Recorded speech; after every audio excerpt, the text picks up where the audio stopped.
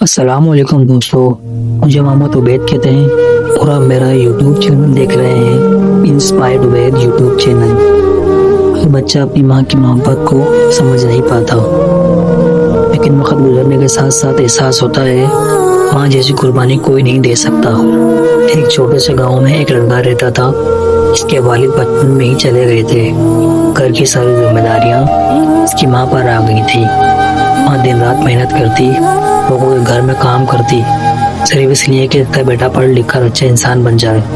مگر بیٹا اکثر شکوہ کرتا، ماں آپ نے میری خواہشات پوری نہیں کی۔ ماں خاموش رہتی، اپنے آنسوؤں کو دل میں چھپا لیتی۔ ایک دن وہ لڑکا شدید بیمار ہو گیا۔ ڈاکٹر نے کہا اگر علاج نہ ہوا تو جان کو خطرہ ہے۔ ماں کے پاس پیسے نہیں تھے، مگر اس نے اپنے زیور اپنی جمع پونجی بیچ کر جبل قربان کر دی، صرف اپنے بچے کی جان بچانے کے لیے۔ مگر ماں کی قربانی سے تب ہوئی جب وہ لڑکا بڑا ہو چکا تھا۔ آنکھوں میں آنسو لیے اس نے ماں کے قدموں میں بیٹھ کر کہا، ماں مجھے معاف کر دو، میں نے آپ کی محبت کو کبھی سمجھا ہی نہیں۔